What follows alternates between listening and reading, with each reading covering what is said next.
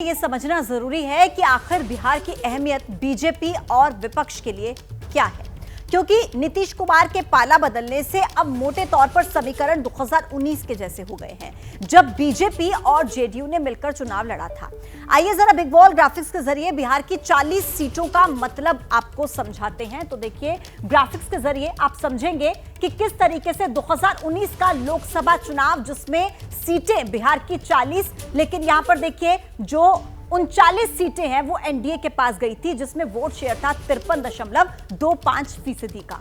महागठबंधन के खाते में केवल एक सीट गई थी, वोट शेयर था 30.76% का, जिसमें महागठबंधन में आरजेडी, कांग्रेस, आरएलएसपी जिसका नाम अब बदल चुका है एचएएम, वीआईपी, और अब ये तीनों ही जो पार्टियां हैं आरएलएसपी, एचएएम, वीआईपी, ये अब एनडीए में शामिल हो चुकी हैं। तो ये था 2019 का डेटा। अब देखिए किस तरीके से 2019 में एनडीए का जादुई प्रदर्शन रहा। बिहार में 40 में से 39 सीटें देखिए जीती थी। पार्टी कौन सी? बीजेपी। कितने पर लड़े? 17 सीटों पर। और कितने पर जीते? 17 सीटों पर, यानी कि जितनी पर चुनाव लड़ा उतनी पर जीते। 23.58% का वोट शेयर यहां पर रहा था। जेडीयू 17 में से 16 सीटें उसके खाते में गई, 17 सीटों पर लड़े और 16 सीटें जीते। 21.81% का वोट शेयर 2019 में ये जादू प्रदर्शन किया, जहां पर देखिए एलजेपी जो पार्टी है वो 6 सीटों पर लड़ी थी और 6 में से 6 सीटों पर जीती भी, और वोट शेयर रहा था 7.86% का। तो कुछ इस तरीके का एनडीए का प्रदर्शन साल 2019 में रहा। और अब जब बिहार में देखिए इस तरीके का खेला हुआ है, तो कहीं ना कहीं स्थिति इस तरीके की बनती नजर आ रही है। महागठबंधन को सिर्फ एक ही सीट मिली थी 2019 में। किशनगंज से कांग्रेस को 34,461 वोटों से कांग्रेस किशनगंज में जीती थी, और ये केवल एक ही सीट थी जो महागठबंधन के खाते में आई थी। तो ये जो पूरा डेटा आपने देखा, ये था साल 2019 का। अब देखिए बिहार में बीजेपी का सम्राट तो तय हो चुका है, लेकिन इस एक दांव से देश के प्रधान का कद अब और बढ़ गया है। जेडीयू का बिहार में साथ आना बीजेपी के चुनावी कैंपेन के लिए ये किसी बूस्टर डोज से कम है ही नहीं। अब सवाल है कि प्रधानमंत्री नरेंद्र मोदी के सामने विपक्ष की स्ट्रैटेजी क्या रहने वाली है? क्या बिखरा हुआ जो विपक्ष है वो मोदी के मिशन 400+ को रोक पाएगा?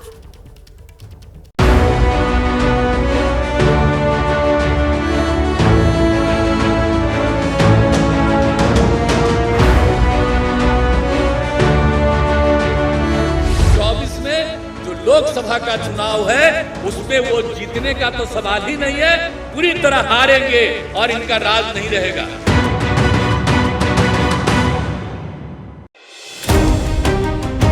ये वही नीतीश कुमार है जो कुछ दिनों पहले तक इंडिया अलायंस का हिस्सा थे, जो बार बार ये कहते थे कि अब सारे दल साथ आ गए तो अब बीजेपी को हरा देंगे, दिल्ली की सत्ता बदली जाएगी। इतना ही नहीं, प्रधानमंत्री के तौर पर नीतीश कुमार को मोदी के सामने प्रमोट तक किया जाने लगा था।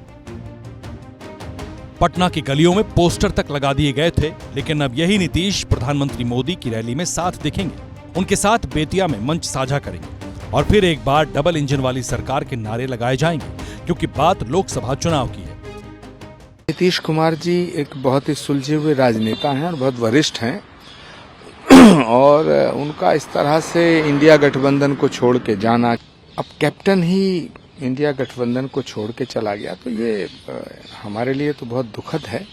उन नेताओं के खिलाफ कार्रवाई होनी चाहिए जो इंडिया गठबंधन में कोऑर्डिनेट कर रहे थे। मैं आदरणीय खड़गे जी से और राहुल जी से ये निवेदन करना चाहूँगा कि उनके खिलाफ कार्रवाई होनी चाहिए, और मुझे नहीं लगता कि अब इंडिया अलायंस नाम की कोई चीज बची है।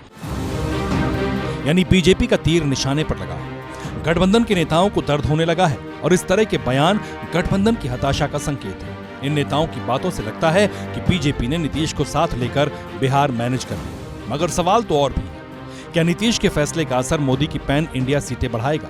क्या अब महागठबंधन मोदी का मुकाबला कर पाएगा? क्या इस फैसले का असर यूपी और महाराष्ट्र में भी पड़ेगा?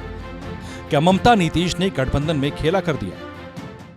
इंडिया गठबंधन तोड़ने के लिए कोशिश पहले से चली थी, ये आज उजागर हो गया। जब क्योंकि इतनी जल्दी कोई भी डिसीजन नहीं लेता, जो एक दिन 2 दिन में ही होने वाला है। पहले ही वो बात किए होंगे, पहले ही कंडीशन रखा होगा, तभी तो ये होगा। तो ये जो है आज तक हमको डार्क में रखे और इवन लालू प्रसाद जी को भी डार्क में रखे। खरगे जी, कभी आप कहते हैं कि हमें पहले से पता था कि नीतीश जाने वाले हैं, फिर ये कह रहे हैं ये कोशिश पहले से हो रही थी। अगर नीतीश पहले से जाना चाहते थे तो फिर आप उन्हें साथ क्यों रखे हुए? क्यों इंडिया अलायंस की मीटिंग में ममता ने नीतीश का नाम नहीं लिया? फिर बाद में जब नीतीश नाराज हो गए तो उन्हें संयोजक पद का लॉलीपॉप देने लगे। जेडीयू का यही कहना है, जब अलायंस ने नीतीश का सम्मान नहीं किया तो भला नीतीश क्यों करेंगे? 2014 में ही नरेंद्र मोदी जी ने दिखा दिया था कि बिहार में उनकी पकड़ है, बिहार का मतदाता उनके साथ है। तब जब भारतीय जनता पार्टी जेडीयू के बगैर चुनाव लड़ी थी और 22 लोकसभा सीटें जीती थी, और 2024 का चुनाव तो नरेंद्र मोदी जी के लिए और भी अनुकूल है, और उसमें नीतीश कुमार जी थोड़ा सा बैक सपोर्टर जरूर साबित हो सकते हैं। आज नीतीश कुमार को भारतीय जनता पार्टी की जरूरत है, भारतीय जनता पार्टी को नीतीश कुमार की जरूरत नहीं है। बात सिर्फ नीतीश की नहीं, नीतीश ने आज फैसला लिया, लेकिन नीतीश को अगर किसी ने अलायंस से निकालने के लिए प्रेरित किया तो शायद वो ममता बनर्जी होंगी, क्योंकि ममता ने 4 दिन पहले ही बंगाल में अलायंस को अलविदा कह दिया था कि कांग्रेस ने अपनी यात्रा के बारे में नहीं बताया, इसलिए बंगाल में अकेले लड़ेंगे।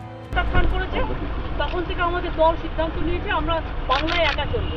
ইভেন ওরা যে আজ থেকে র্যালি করেছে আমাদের একবার as a matter of country আমি ইন্ডিয়ার অ্যালায়েন্স আমাকে একবার জানিয়েছে দিদি আপনার রাজ্যে যাচ্ছি না, জানাই অল ইন্ডিয়ায় কি করবো না করবো আপনার ইলেকশন ভাববো, আমরা সেকুলার পার্টি আমরা বিজেপিকে হারানোর জন্য যা করা।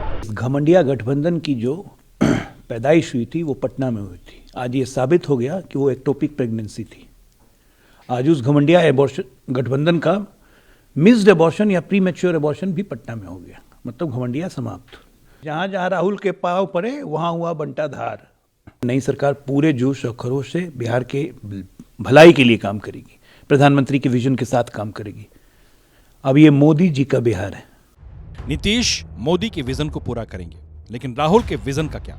वो तो न्याय यात्रा निकाल रहे हैं। कांग्रेस पार्टी पूरी ताकत के साथ इंडिया अलायंस के लीडर के तौर पर राहुल को मोदी के खिलाफ प्रमोट कर रही है, लेकिन जिन जिन राज्यों में सीट शेयरिंग की बात आती है वहां कांग्रेस को कोई फॉर्मूला पसंद नहीं आता। यूपी में अखिलेश ने 11 सीटें ऑफर की, कांग्रेस ने कहा कि बात करेंगे। यानी जब बीजेपी कैंपेनिंग मोड में आ चुकी है तब भी मान मनव्वल का दौर जारी है, इसलिए बीजेपी इंडिया अलायंस पर अग्रेसिव है। जहां तक इंडिया अलायंस का सवाल है, हम पहले भी मानते थे कि यह अनहोली अलायंस, यह अनसाइंटिफिक अलायंस, ये अलायंस चलने वाला नहीं है। ये इंडिया अलायंस कोई और अलायंस नहीं था, ये अलायंस परिवार बचाओ अलायंस था। ये अलायंस प्रॉपर्टी बचाओ अलायंस है।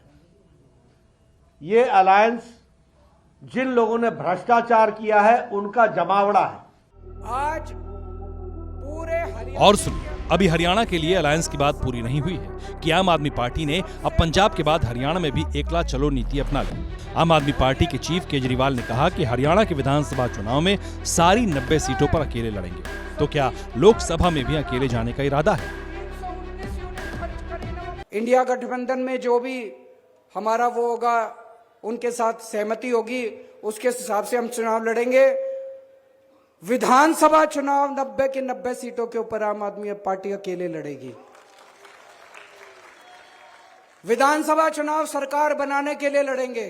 अक्टूबर के चुनाव में 90 की 90 सीटों के ऊपर आम आदमी पार्टी चुनाव लड़ेगी और आम आदमी पार्टी की सरकार बनेगी, ऐसा मुझे पूरा विश्वास है। इसमें कोई शक नहीं कि चुनाव में जाने से पहले बीजेपी काफी मजबूत दिख रही है। राम मंदिर निर्माण हो या फिर कर्पूरी ठाकुर को भारत रत्न सम्मान, या फिर 4 दक्षिण भारतीयों को पद्म विभूषण सम्मान देना, नॉर्थ से लेकर साउथ तक मोदी की छवि मजबूत हो रही है। और राहुल की न्याय यात्रा का क्रेज भारत जोड़ो यात्रा जैसा फिलहाल नहीं दिखता। और जिस तरह क्षेत्रीय दल अब कांग्रेस को आंख दिखाने लगे हैं, उससे आगे का चुनावी सफर आसान नहीं रहने वाला। इसलिए बीजेपी दम भर रही है अब की बार 400 पार। जैसे ही घड़ी का काटा दोपहर 2:30 पे आए, बबीता जी का दिल सास बहू साजिश के लिए मचल जाए। और ये है इनकी बहू, पूरे दिन ऑफिस की टेंशन हो जाए गॉन जब ये करें अपना फेवरेट शो फ्री टाइम पे ऑन। इनकी तरह आप भी देखें अपना फेवरेट शो अपने टाइम पर और डाउनलोड कीजिए एबीपी लाइव ऐप अपने स्मार्ट टीवी पर।